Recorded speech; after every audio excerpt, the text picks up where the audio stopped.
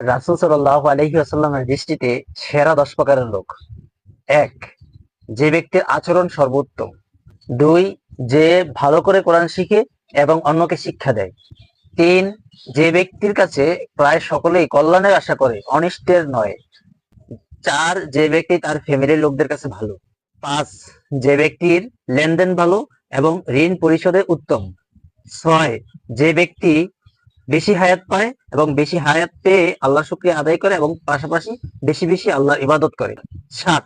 যে ব্যক্তি ভলেন্টিয়ারের কাজ করে, মানুষের কল্যাণে কাজ করে, মানুষের উপকার করে।